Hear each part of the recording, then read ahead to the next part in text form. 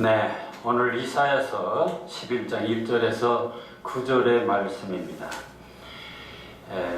이 말씀의 제목을 그날이 오면 이렇게 제목을 붙여봤습니다.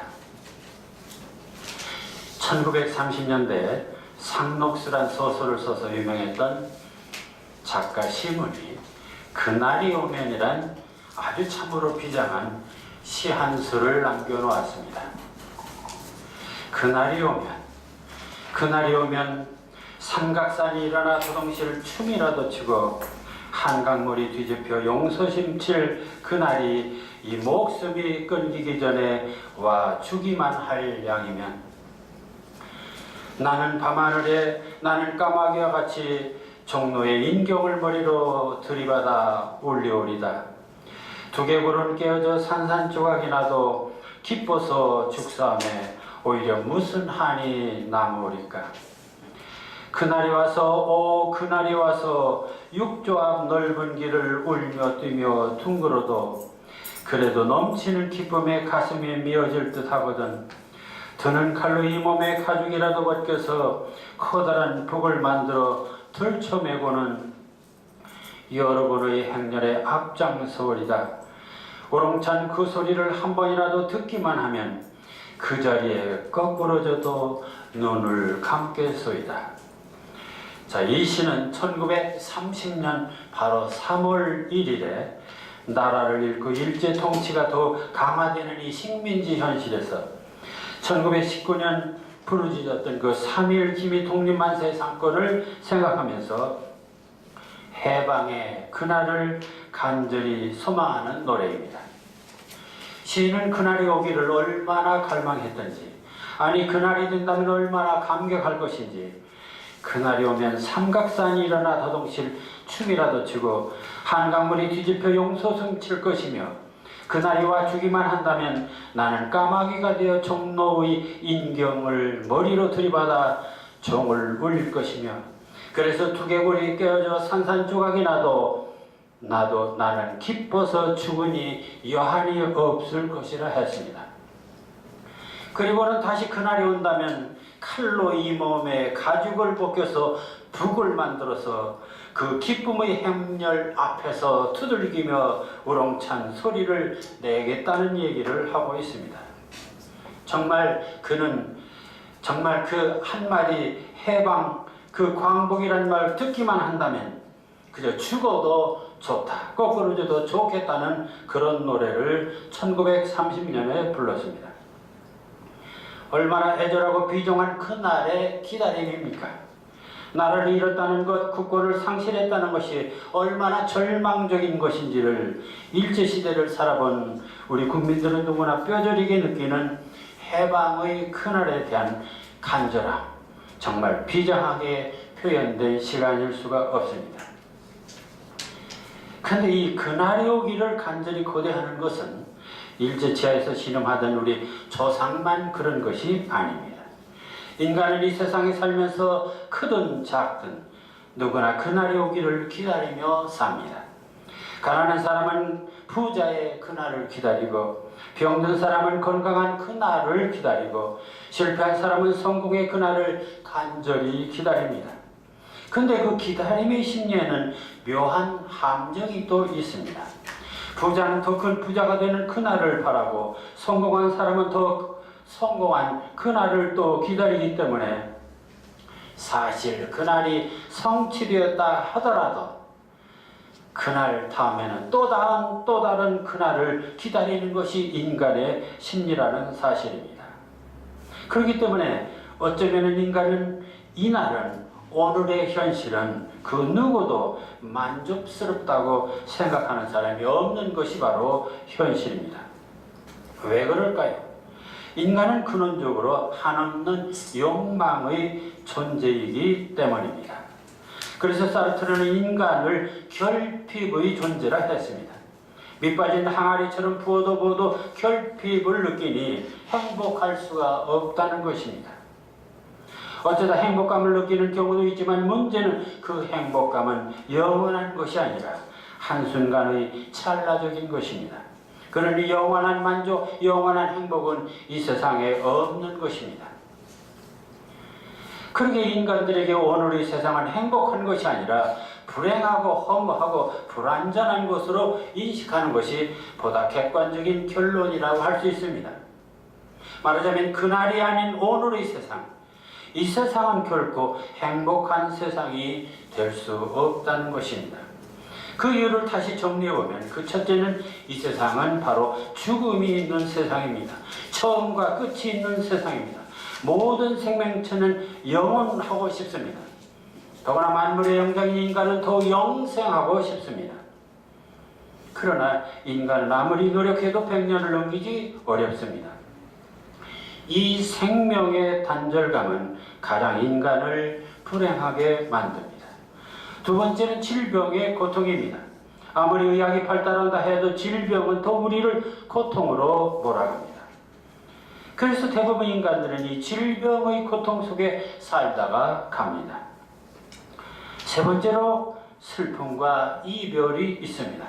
삶에는 죽음이 있고 만나면 이별이 있는 것. 이것이 바로 이승의 실존입니다. 네 번째는 전쟁과 다툼입니다. 인류사에서 가장 비극적인 사건은 전쟁입니다. 역사의 인류는 끊임없이 국가와 민족 간에 전쟁이 있었고 한번 붙었다 하면 수백 명, 수천만이 죽습니다. 그리고 수많은 장애자를 낳습니다. 그런데 더 아이러니한 것은 모두가 인류의 평화와 번영을 위한다는 명목하에 전쟁을 합니다.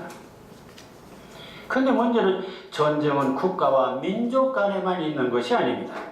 개인과 개인, 가족 간에, 계층 간에, 심지어는 자신의 내면 속에서도 이것이냐 저것이냐 하면서 갈등하고 번민합니다. 다섯 번째는 이 세상은 너무 빈부격차가 심하다는 것입니다. 실력 격차도 심합니다. 인격 격차도 너무 심합니다. 우리가 잘 아는 70년대 절대 빈곤이라고 해서 그 당시 우리 국민들은 $300 정도였습니다. 물론 잘 따는 사람은 몇천 달러도 몇만 달러도 됐겠죠. 그래서 모두 못 살겠다고 아우성했습니다. 지금은 3만 불 시대입니다. 그런데 그때보다도 더 못 살겠다고 아우성 치는 이유는 또 무엇입니까? 왜 나는 스타나 영웅들처럼 존경받고 인정받지 못하느냐고 하는 것이 오늘의 불평이기도 합니다. 그러니 이 나라의 세상은 근심과 걱정이 끝나지 않는 너무나 답답하고 불행한 세상일 수밖에 없는 것입니다. 그래서 사람들은 저마다 이날과 다른 그날이 오기를 꿈꾸고 있습니다. 그날이 어떤 날입니까?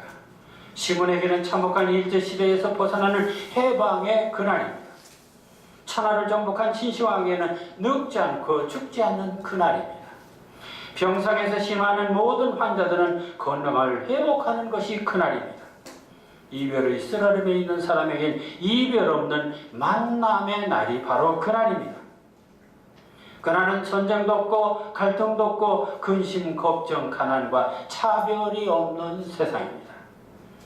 그래서 그리스의 철학자 플라톤은 그런 이상적인 국가를 그날로 정하고 그날은 어떤 날이냐? 바로 정의로운 세상, 평등한 세상, 공동의 이익을 추구하는 아주 독스러운 세상이라고 말했습니다. 그리고 토마스 모어는 이성이 지배하는, 감성이 아니고 이성이 지배하는 세상, 바로 공산주의 같은 세상, 도시국가, 그걸 바로 이상적인 국가라 하고 그것을 유토피아라고 말했습니다. 공자는 인의 예지가 있는 그날이 오기를 꿈꿨고 마르크스는 계급이 없는 그날을 꿈꾸고 국민들은 이번 대통령만은 정치를 잘해서 정의가 살아있는 세상, 모두가 잘 먹고 잘 사는 그날의 세상이 오기를 기대하면서 표를 찍어주고 있습니다. 그러나 그날이 오면 종로인경의 머리를 들이받고 죽어도 좋겠다던 그 시몬이 꿈꾸던 그 해방의 그날이 오기는 왔지만 나라는 또 남북으로 갈라져 전쟁을 했고 지금은 핵을 만들어 민족끼리 대결하는 위기가 되고 있습니다. 천하를 지배하며 불로초 불사역을 구하던 그 진시황은 40세를 넘기지 못하고 죽었습니다. 그렇게 기술이 발달하고 의술이 발달했는데도 여전히 죽음의 장벽을 넘지 못하고 있으며 전쟁과 갈등과 가난과 불평들과 부정에는 더 판을 치고 있습니다. 계급이 없는 세상을 꿈꾸던 공산주의는 100년을 버티지 못하고 파산했고, 이번 지도자는 전보다 낫겠지 했지만 세상을 여전히 불의와 악덕이 잡초처럼 무성하게 자라고 있습니다. 도대체 우리가 꿈꾸는 그날은 어찌 그리 오기가 어려운 것입니까? 그리고 오기는 왔어도 왜 그렇게 불완전한 것입니까? 그것은 바로 애시당초 인간은 원천적으로 불완전한 존재들이기 때문입니다. 흙으로 빚어진 존재들이기 때문입니다. 생명나무보다 선악을 알게 하는 과일을 더 좋아하기 때문입니다. 선악을 알게 하는 나무의 과일을 먹으면 정녕 죽으리라고 했는데도 선악과를 따먹은 그 인간적인 욕망의 저주를 갖고 태어난 것이 인간이기 때문입니다. 그렇다면 그날이 오기를 기다려봐야 아무 소용이 없으니 차라리 그날을 포기해야만 된다는 것인가? 그런데 그것도 불가능합니다. 왜냐하면 인간이 이 땅에 태어났다는 것은 누구나 이미 달리는 욕망의 열차에 올라탔다는 것이고, 한번 타면 그 열차는 죽음의 종점까지 계속 달리는 열차라는 데서 인간은 그 끈질긴 그날의 욕망과 희망을 포기할 수가 없고, 그 욕망과 희망을 포기한다는 것은 결국 인간의 길을 포기하거나 아니면 죽을 수밖에 없는 것이 인간 존재라는 사실이기 때문입니다. 말하자면 인간이란 목숨이 붙어있는 한 욕망이니 희망이니 꿈이니 하는 그날을 포기할 수 없는 운명적인 존재일 뿐만 아니라, 그럼에도 불구하고 인간이 꿈꾸는 그날은 또 온전하게 만족스럽게 이루어지지 않는다는 이 모순과 역설을 가진 존재라는 사실입니다. 이러한 모순된 운명을 지닌 인간 존재를 철학에서 실존이라고 말을 합니다. 인간은 끝내 욕망과 희망이란 꿈을 꾸지만, 그래서 어느 정도 성취되기도 하지만 끝내는 한계에 부딪혀 좌절하게 되는 저 이카루스의 날개와 같은 존재라는 것입니다. 여러분들 잘 아는 이 이카루스는 천하 명장 그 아버지가 만들어진 날개를 달고 그 크레타 섬을 탈출하게 됩니다. 그는 꿈과 욕망의 날개를 저며 하늘로 올라갑니다. 그러나 그 날개가 하늘 높이 태양 가까이 가게 되자 그만 날개가 녹아버려서 바다로 떨어져 죽고 말았다는 얘기입니다. 왜냐하면 그 날개는 뜨거우면 녹아버리는 밀랍으로 만들어져 있기 때문입니다. 인간의 욕망이나 희망이나 꿈의 한계를 말해주는 아주 재밌고 애절한 이야기가 아닐 수가 없습니다. 그렇다면 인간의 힘으로는 온전한 그날이 오기를 기대하는 것은 불가능하다는 것일까? 그렇습니다. 인간은 그 누구나 그날의 꿈을 꾸지만 온전하고 완전한 그날을 불가능하다는 것입니다. 거기에 인간의 절망이 있고 허무가 있습니다. 그렇다면 이러한 불가항력의 이 운명적 실존 앞에서 인간은 어찌할 것인가? 다시 말하거니와 인간의 힘으로는 이것은 어찌할 수 없는 이 속수무책입니다. 아담 이래 인간들은 스스로 그날을 위해서 그처럼 노력했지만 인간의 근원적인 실존은 온전한 그날을 성취하지 못하고 있습니다. 그 이유는 온전한 행복이니 완전한 그날은 인간이 성취할 수 있는 영역이 아니라 하늘의 영역이기 때문입니다. 따라서 온전한 그날, 완전한 그날의 실현은 인간의 힘을 뛰어넘는 초월적인 힘, 초법적인 권력, 절대적인 존재의 자비나 은총이 아니고는 불가능하다는 결론입니다. 그런데 참으로 고맙고 감사한 것은 일찍이 그 초월적이고 초법적이며 절대적인 이 하나님이 인간을 한없이 사랑하셔서 인간의 절박한 불행을 아시고 인간의 요구에 앞서서 오히려 당신께서 먼저 인간에게 다가오셔서 그날을 준비해 놓으시고 우리에게 그날을 주시겠다고 약속하셨습니다. 이 얼마나 놀라운 은혜의 소식입니까? 그래서 우리는 이 소식을 복음이라고 말하는 것이죠. 기독교의 경전이 되고 있는 이 성경의 이 창세기에서 요한계시록까지 구약 39권 신약 27권의 기록을 보면 이는 철저히 하나님은 직접 또는 선민 이스라엘 역사를 통해서 선지자, 사자, 사도들 그리고 예수 그리스도와 성령을 통해서 이 온전한 그날을 약속하시고 그동안 그 약속을 성취해 하셨을 뿐만 아니라 앞으로 이 그날에 대해서도 분명한 약속을 하고 계십니다. 그래서 우리는 성경을 약속의 말씀이라고 하는 것입니다. 하나님의 인간에 대한 그날의 약속이 무엇입니까? 한마디로 그것은 하나님 나라에 대한 약속, 그날에 대한 약속입니다. 다시 말하면 죄로 말미암아 타락한 인간을 구원하시기 위한 온전하고 완전한 그날에 대한 하나님의 인간에 대한 약속입니다. 그 약속의 말씀 중에서 메시아 예수 그리스도 탄생에 관한 예언을 우리는 구약이라고 말하는 것이고 탄생 이후 십자가로 인간의 죄를 대속하시고 부활 승천하시고 다시 재림하셔서 우리를 구원하실 그날의 약속을 우리는 신약이라고 말하죠. 따라서 성경은 메시아인 주님을 통한 그날에 이루어질 하나님 나라와 언약이 성경 전체를 통해서 흐르고 있는 주제이고 하나님 나라 건설을 통한 죄인의 구속, 우리는 그것을 구속사, 이 구속사이며 이 약속의 성취 과정을 창세부터 지금까지 계속 실현되고 있는 것입니다. 그런데 이 약속 중에서도 단연 최고의 약속은 바로 요한복음 3장 16절입니다. 하나님이 세상을 이처럼 사랑하사 독생자를 주셨으니 이는 저를 믿는 자마다 멸망치 않고 영생을 얻게 하려 하심이니라. 영생에 대한 약속의 이 말씀이야말로 성경 중에서 단연 최고의 약속이 아닌가라고 생각합니다. 성경이 하나님의 그날에 대한 약속이라는 사실은 이 구약의 구성만 봐도 알 수 있습니다. 구약은 39권인데 그 중에 17권이 선지서, 즉 선지자들의 하나님의 언약에 대한 예언서로 되어 있습니다.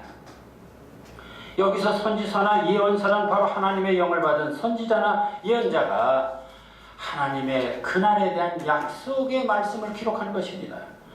그런데 그 중에서도 단연 이 메시아 예수 그리스도의 탄생과 그분이 오시면 전개될 그날의 세계에 대해서 가장 감동적으로 드러내고 있는 약속의 말씀이 바로 이사야 선지자가 기록한 이사야서가 됩니다.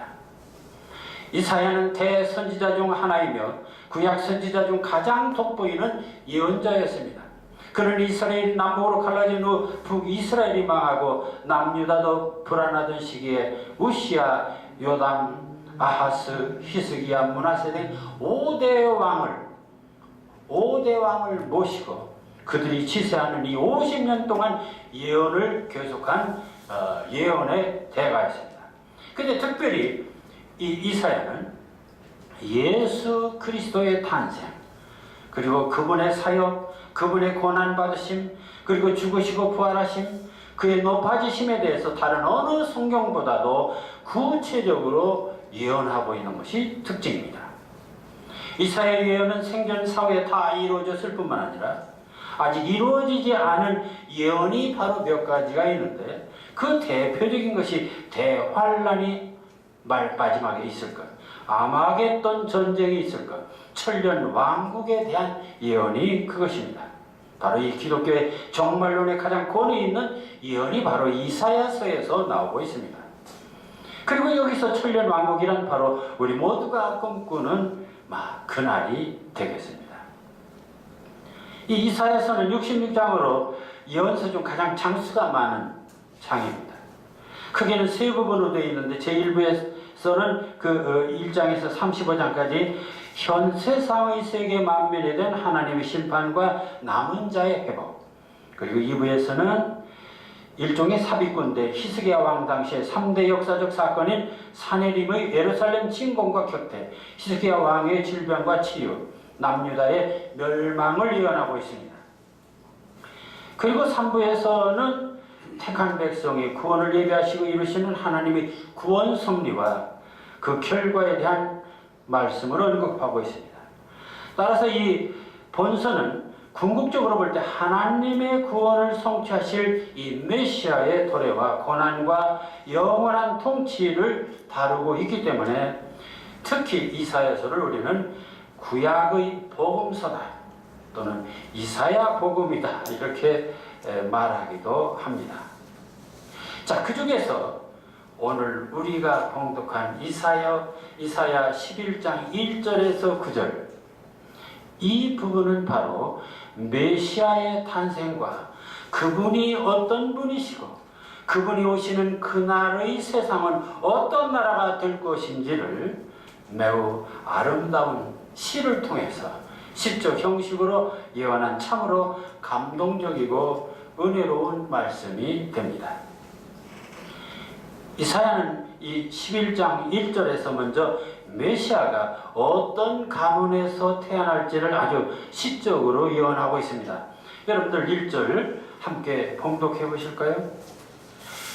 이새의 줄기에서 한 싹이 나며 그 뿌리에서 한 가지가 나서 결실할 것이요. 네, 여기 뭐 신학적으로 쓴 거 하나도 없습니다. 이새의 줄기, 한 싹, 뿌리, 결실, 전부 시적 언어로 썼습니다. 메시아는 이새의 줄기에서 한 싹으로 오십니다. 예수님은 이새의 후손으로 태어나십니다. 이새가 누굽니까?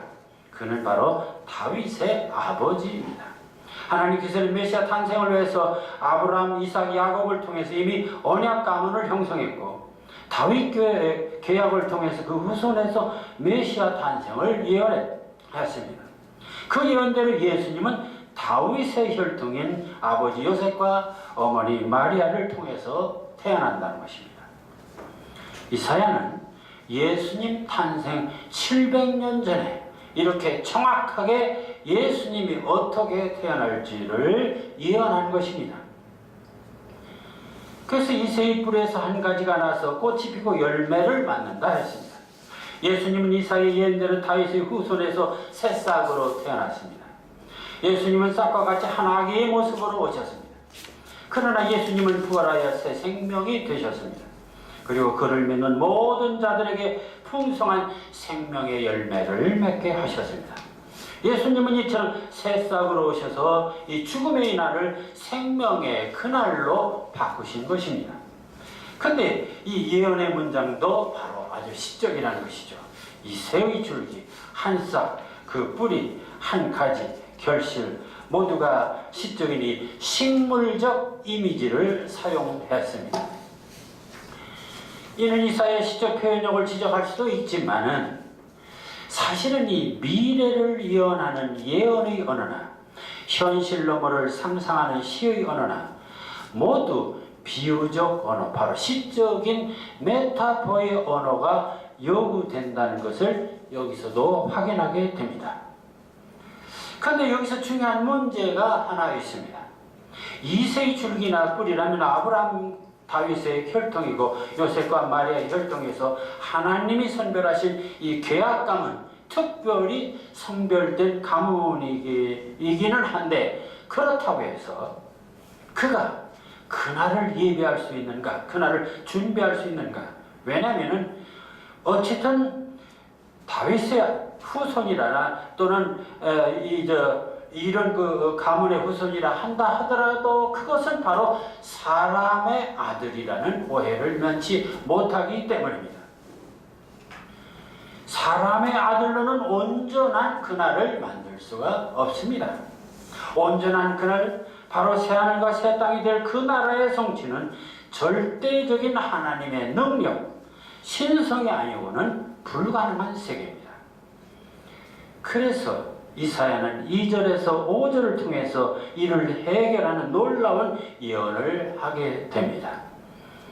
그 2절을 보면 이렇게 썼습니다. 그 후에, 그러니까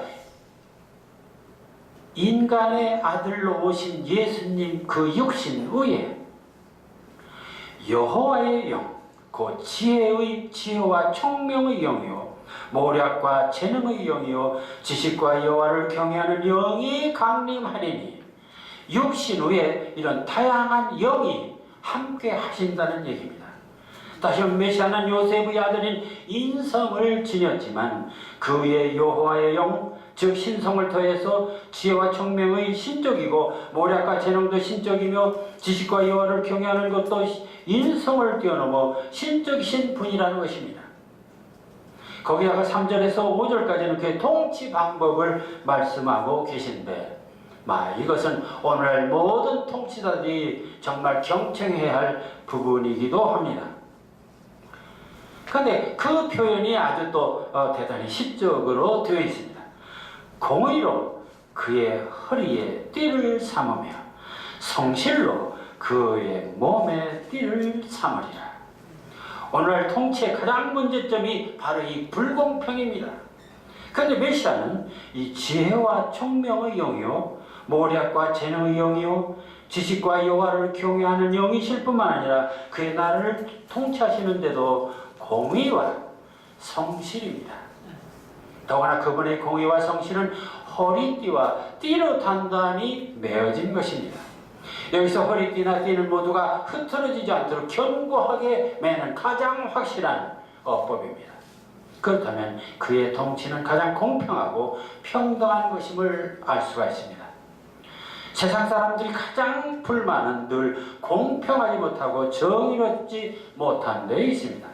따라서 하나님의 영을 입은 메시아는 온전한 공의와 성실로 통치하는 그날의 통치자요 만왕의 왕이 되실 수 있는 것입니다. 그러게 메시아가 다스리는 그날의 세상은 오늘의 세상과 전혀 다른 세상이 됩니다. 메시아가 오셔서 다스리는 그날의 세상, 바로 그 새 하늘과 새 땅은 어떤 세상일까요? 그 세상에 대해서 이사야는 그날의 세상에 대해서 6절에서 8절 이렇게 표현하고 있습니다. 여러분들 본문 6절에서 8절까지 함께 읽어보실까요? 그때에 이리가 어린 양과 함께 살며 표범이 어린 염소와 함께 누우며 송아지와 어린 사자와 살진 짐승이 함께 있어 어린아이에게 끌리며 암소와 곰이 함께 먹으며 그것들의 새끼와 함께 엎드리며 사자가 소처럼 풀을 먹을 것이며 젖 먹는 아이가 독사와 구멍에서 장난하며 젖된 어린아이가 독사의 굴에 손을 넣을 것이라. 네, 그날이 어떤 날인가, 그날은 어떤 세상인가를 너무 시적으로 또 잘 표현을 했습니다. 우리가 잘 알다시피 이리는 어린 양을 잡아먹습니다. 표범은 어린 염소를 잡아먹습니다. 사자는 송아지를 잡아먹습니다. 곰은 암소를 잡아먹습니다. 독사는 어린아이를 물어뜯습니다. 이것이 바로 지상의 세계고 오늘의 세계입니다.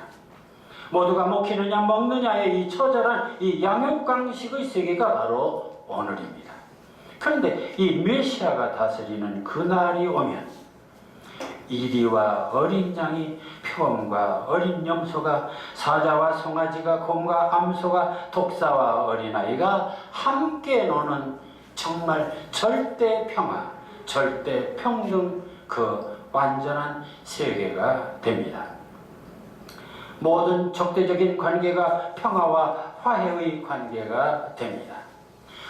얼핏 보기에는 정말 동시처럼 단순하고 간결한 한편의 시가 되어 있습니다. 그러나 이 예언의 시에는 놀라운 진리가 층층이 쌓여 있습니다. 당시 이스라엘 사람들은 아시리아나 바벨론을 일이나 표범이라고 생각했을 것이지만 오늘날 우리들은 또 이 구절을 보면서 오늘의 많은 약소국들도 강대국들을 그렇게 생각할 것입니다. 그래서 이 일이나 사자나 독사는 산중에만 있는 것이 아니라 국가 간에도 있고 가정에도 있고 사회에도 있고 단체도 있고 인간 개개인의 내면에도 일이나 독사는 있습니다. 그런데 이런 관계 속에서 모든 불행과 비극이 형성되는 것이 바로 오늘의 세상입니다. 그런데 이런 근본적인 이 불평등과 불만족의 오늘, 그 불의와 죄악으로 가득 찬 이 오늘의 문제를 해결해 주시기 위해서 주님은 친히 십자가에 달리시고 부활하시어 이 욕망의 죄성으로 인해 불행하게 된 오늘의 인간들의 죄를 용서하시고 그날을 책임지시는 화목제가 되셨습니다. 그러게 우리들은 이제 주님의 십자가 사랑 안에서 서로 용서하고 화목해야 합니다. 이리와 표범과 사자처럼 서로 싸우던 부부가, 형제가, 사회가, 그리고 나라가 주님의 사랑 안에서 화해해야 하는 것입니다. 그래 모든 적대적 관계가 없는 주 안에서 하나 되어서 온전한 행복과 평화를 누리게 될 메시아 왕국에 모두가 들어가야 하는 것입니다. 물론 이 예언은 하나님이 이사야 선지를 통해서 인간에게 말씀하신 특별한 약속입니다. 그런데 주님의 그날에 대한 이 약속의 내용을 보면 이 내용은 따지고 보면 인류가 그동안 살아면서 모두가 그리워하고 고대하던 이상적인 그날이기도 합니다. 그런 점에서 이 시는, 이 내용은 매우 보편성을 띠고 있는 진리가 됩니다. 특히 그날에 대한 간절함은 국가나 개인이나 위기에 처했을 때 더욱 절실하게 그리워지는 세상이기도 합니다. 시인 시몬이 얼마나 일제치하의 굴욕에서 벗어나고 싶었으면 광복의 그날이 오면 정로 임경의 머리를 들고 들이받고 죽어도 좋겠다는 시를 쓸 수 있었겠습니까? 근데 그날이 오기를 간절히 바라며 이사야 선지가 예언했던 그런 그날의 세상을 그리며 메시아의 세계를 노래한 우리 시대의 시인이 또 있습니다. 바로 박두진 시인입니다. 그의 시 해라는 작품을 읽어보겠습니다.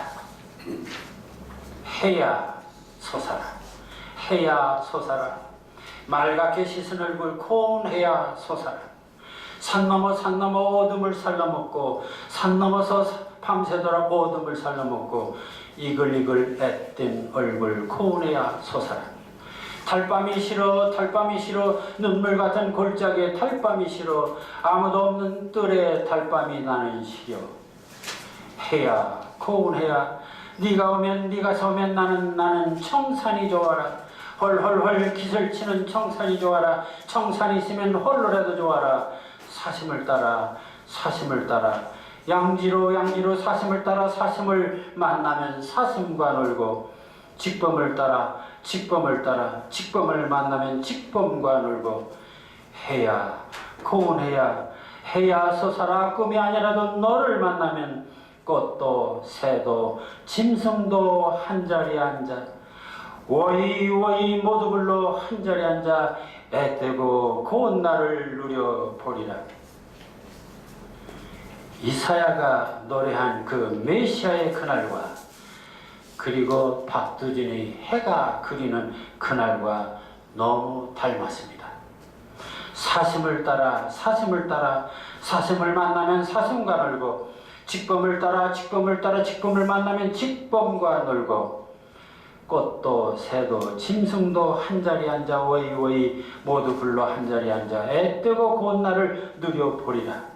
이 구절은 바로 이사야 11장 6절에서 8절 이리가 어린 양과 함께 살며 표미 어린 염소와 함께 노며 송아지와 어린 사자가 살진 짐승이 함께 있어 어린 아이에게 끌리며 암소와 곰이 함께 먹으며의 구절과 너무나 닮았다는 것입니다.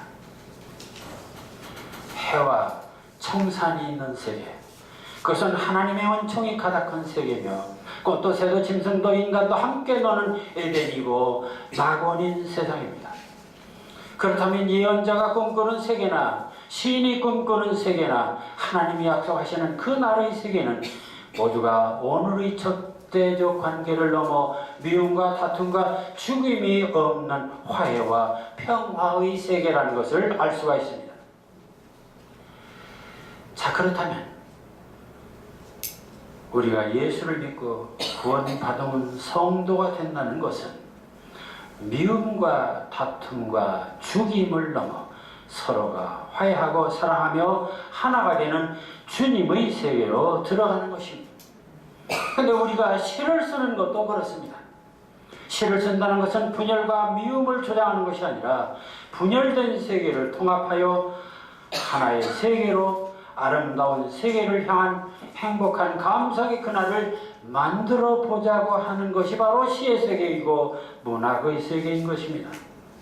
물론 시인의 그날에 대한 노래는 상상이고 하나의 소망일 뿐 완전한 성취는 불가능한 것입니다. 그러나 그러한 세계를 꿈꾸며 서로 간의 화해와 평화를 노래한다는 것은 그것도 하나님 나라를 열망하는 인간들의 참으로 아름답고 진실한 고백이라는 데서 저는 이러한 시인의 시쓰기를 시적 구원이란 말로 정의하고 있습니다.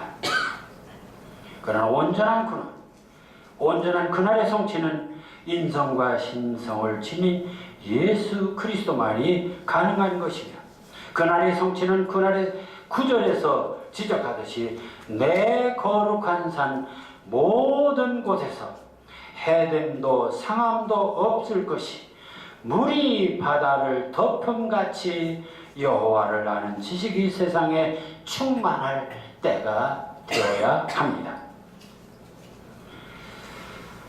사랑하는 성도 여러분, 여러분이 꿈꾸는 그날은 어떤 세상입니까? 그리고 그날에 대해서, 아니 그날이 오기를 여러분은 얼마나 간절히 고대하고 있습니까? 이 땅의 시인 여러분, 여러분이 시를 통해서 꿈꾸는 세상은 또 무엇입니까? 일찍이 하나님이 이사야를 통해서 보여주신 그날의 세상보다 더 나은 세상을 꿈꾸고 있는 것입니까? 그런 세상을 그리고 있는 것입니까? 그런 세상을 간절히 기대하고 있는 것입니까?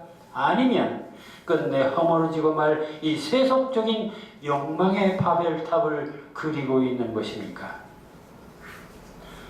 진정한 메시아 왕국은 물이 바다를 덮음같이 주님의 말씀이 바다의 물처럼 천하에 가득해질 때가 바로 그날에 성취될 것이라 했습니다. 그리고 그러한 그날을 성취하는 것은 오직 메시아 주님만이 가능합니다. 그러나 믿는 성도들도 해야 할 일이 있습니다. 바로 마태복음 18장 19절 그러므로 너희는 가서 그 모든 민족을 제자로 삼아 아버지와 아들과 성령의 이름으로 세례를 베풀고 내가 너에게 분부한 모든 것을 가르쳐 지키게 하라. 이 말씀에 대한 우리들의 실천과 책임입니다. 자, 그렇다면 우리는 이제 물이 바다를 덮음같이 말씀이 천하에 가득할 때까지 우리는 주님을 힘써 섬기며 말씀을 전하고 실천하는 성도가 되어야 하겠습니다. 그리고 주님의 그날을 간절히 노래 부르는 시인이 되어야 하겠습니다. 기도하겠습니다.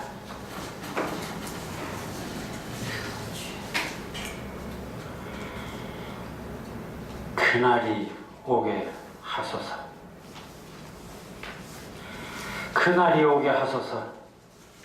그리하여 물이 바다를 덮음같이 당신의 말씀만이 땅끝에서 하늘 끝까지 발끝에서 정수리까지 가득하게 하소서. 출렁거리게 하소서. 흘러 넘치게 하소서.